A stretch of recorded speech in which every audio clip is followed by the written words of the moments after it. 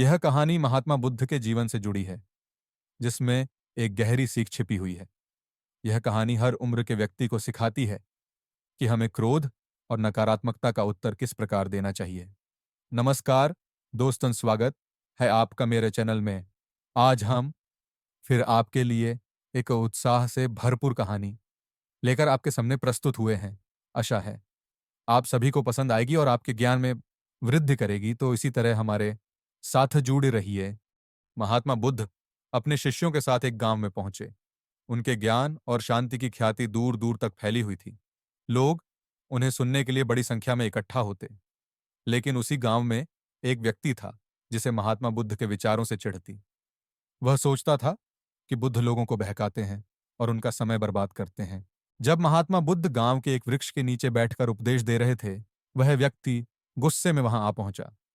उसने महात्मा बुद्ध को भला बुरा कहना शुरू कर दिया। उसने उन पर झूठे आरोप लगाए और अपमानजनक शब्द बोले।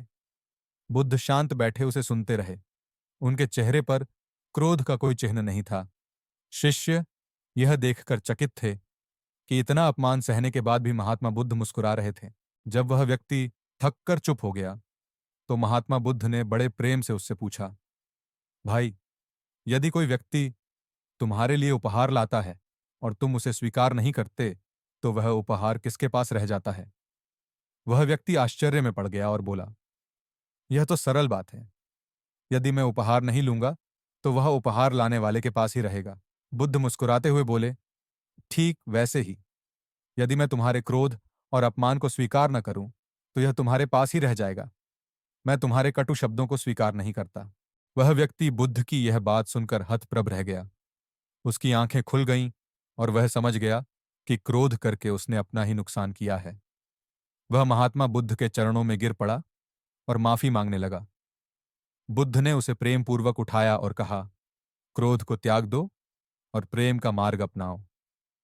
यही सच्चा ज्ञान है। उस दिन के बाद गांव में प्रेम, शांति और सच्चाई का वातावरण बन गया। इस कहानी से हमें यह सीख मिलती है: 1. क्रोध का उत्तर क्रोध से नहीं देना चाहिए। 2.